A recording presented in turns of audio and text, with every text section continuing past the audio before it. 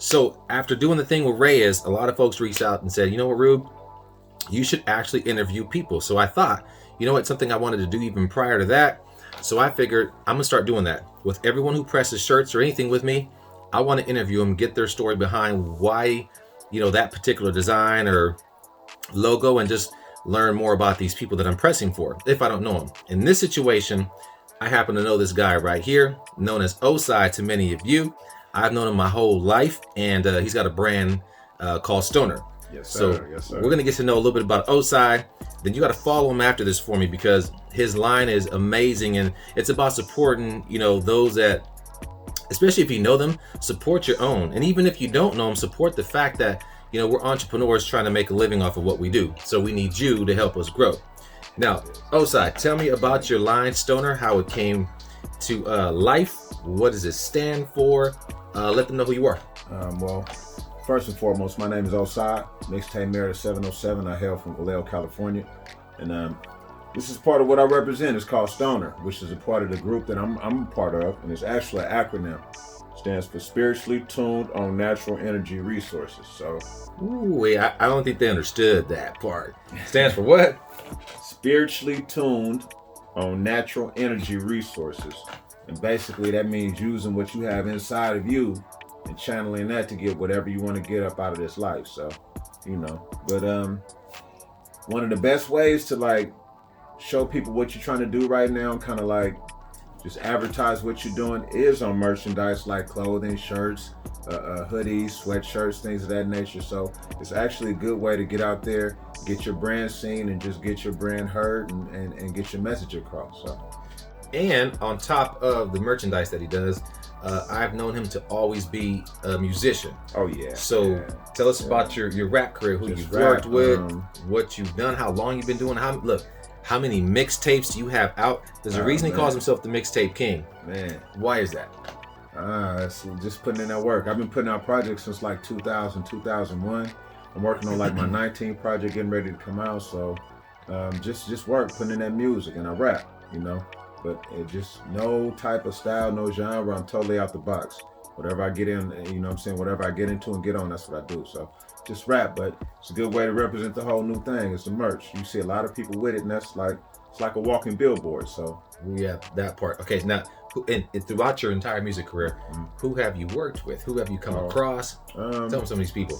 I work with the likes of Tupac's Outlaws. I work with Be Legit, Yuck Mouth, Keek the Sneak, San Quinn. Let's see. I work with a few people. Did I say Turf Talk? Turf Talk. Let's see. I work with Spice One. I work with Kenya Groove. I work with That's just what I can think of off the top of my head. Man, so you've had a long career musically. What got you? What's the main reason you decided to go into merch? Why the merch world? I mean, aside from the fact that we know that as an artist, having merch is a big part of, the way that you can bring in some income as an artist, especially when you're trying to get on as a starving artist, they say. But what got you into wanting to put Stoner on some merch? It's one of the best ways to advertise. It's one of the best ways to advertise. It is good money, but you get these out here, say 1 million people at a shirt. That's 1 million people that know about Stoner because they've seen it, or they're curious and they're wondering who it is. So it's just a good way to help build the brand. All right. So in my career as a musician, he's much prettier than I am, as you can see. I had a few girls here and there because I was, a pop singer.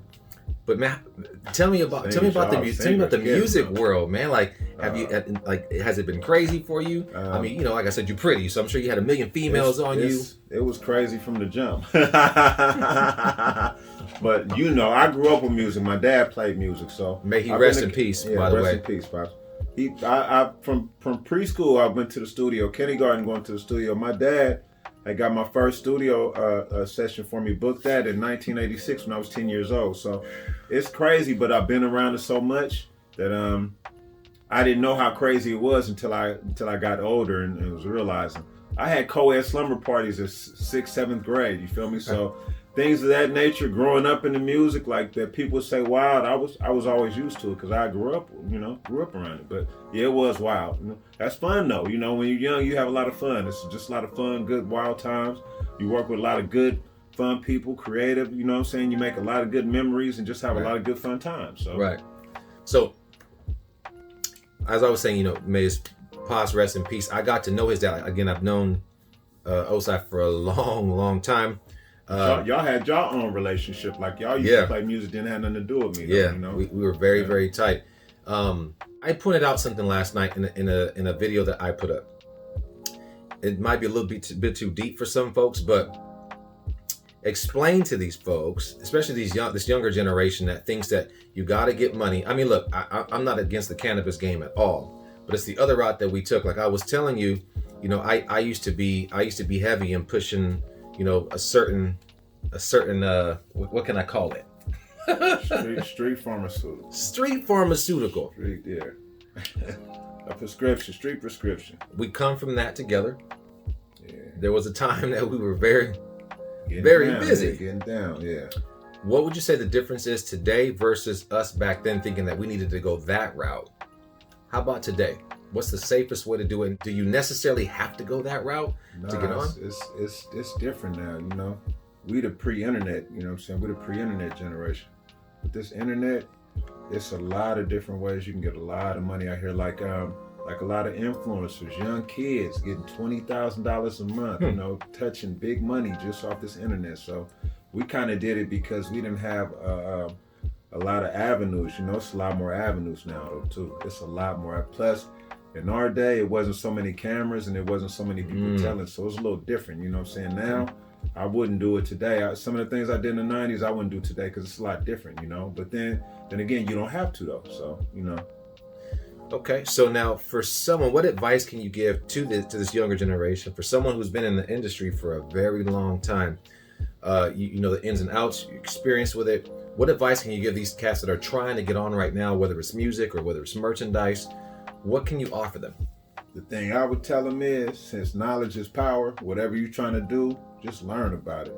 It might seem like a long time, but like, even just tell yourself, I'm gonna take this year, I'm gonna learn as much as I can learn about whatever you're trying to get into. It don't have to be music, whatever you're trying to get into, just learn about it before you decide to get into it. That way you have an idea of what's going on. You can even ask people that's been around and just study it. You can Google and YouTube it, you know, whatever you're trying to, I don't even care if you're trying to be a chef. You can go on YouTube, they got all type of recipes. You can sit back and start learning how to cook and do all that type of stuff.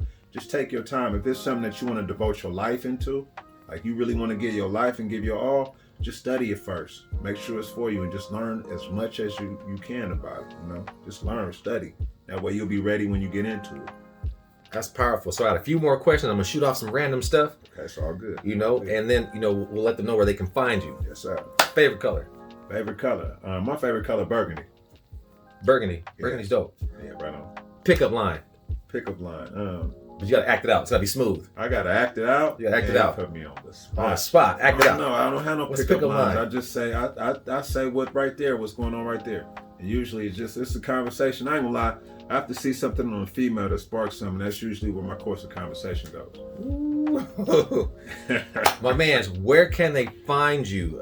Music, merchandise. Where can they know more about your life? Just Google OSCYI. Hit that Google OSCYI. That's the acronym. It stands for Onlooker and the Society Capitalizing Off the Years of Injustice. Which all that means is perseverance. You're not gonna let nothing stop you. You finna get to your goal. No injustice can stop you. You finna take your lemons and make them lemonade. But just OSCYI. Google me and you can follow me. I'm on Twitter. Got the Facebook, Instagram. You can find my music all over. YouTube, Spotify, iTunes, Tidal Music, Apple Music. It's all over. So just do your Googles on me and then check me out. There you go. So this is my first official guest. I don't think I'm gonna do the podcast style stuff. I like this environment. A lot of podcasts. Yeah. I like this environment right here, the comfort of my own shop that I built with friends that are close to me and those that I'll get to know in the future. But I appreciate. I'll edit this part. I appreciate you. Good. I appreciate you guys watching us, man. Yes, Again, yes. Make sure you add my boy, follow his merch and his music, man. And we out.